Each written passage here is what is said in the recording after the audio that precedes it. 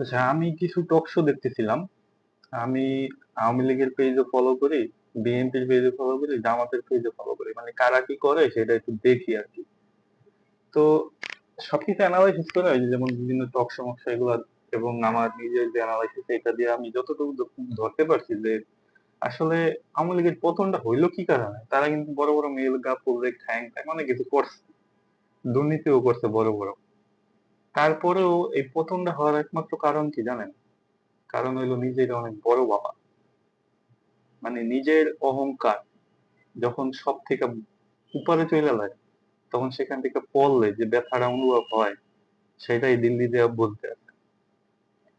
হ্যাঁ, তো এই যে যে নিজের বড় বাবা বা রাজা বাবা কোনো দেশের মালিক বাবা একটা স্বাধীন দেশের, এইটা আসলে মানে কি বলে, এটা একটা ননসেন্স টাইপের চিন্তা ভাবনা।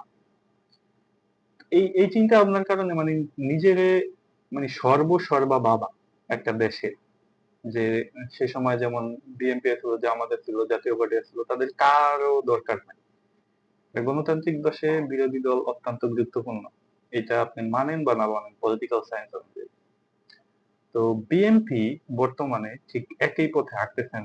আপনারা আসার পরেই মানে বিভিন্ন জায়গায় দলীয়করণ করে ফেলাইছেন এবং এমন একটা ভাব ধরতেছেন যে সবকিছুই আপনারা করতেছেন, সবকিছুই আপনারা করবেন বা সব বিষয়ে আপনারা পারদর্শী, একটা সর্বেসর্বা ভাব, যেটা আওয়ামী লীগের তৈরি করতে মানে প্রথম আসার পরে আস্তে আস্তে করতে করতে 5 থেকে 10 বছর মধ্যে মানে এগুলো সব সাজা ফেলাইছিল, কিন্তু আপনারা আসার এই যে 4 থেকে 5 মাসের মধ্যেই মানে এরকম ভাবা শুরু করতেছেন।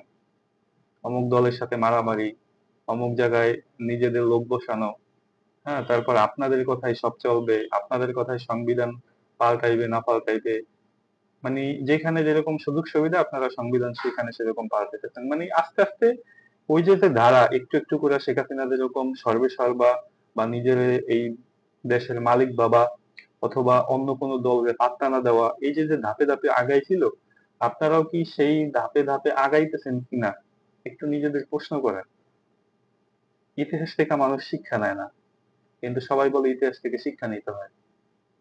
তো বিএনপি আমার মতে আওয়ামী লীগ থেকে হাজার গুণে ভালো, এবং আমরা চাই, আমি পার্সোনালি চাই, বিশেষ করে তারেক রহমানের উপর একটা ভরসার জায়গা আছে সেই থেকে, যে আপনারা আওয়ামী লীগের পথে বা ওই ইতিহাসের দিকে যায়েন না, কারণ আপনারা আওয়ামী লীগের মতো হইতে পারবেন না।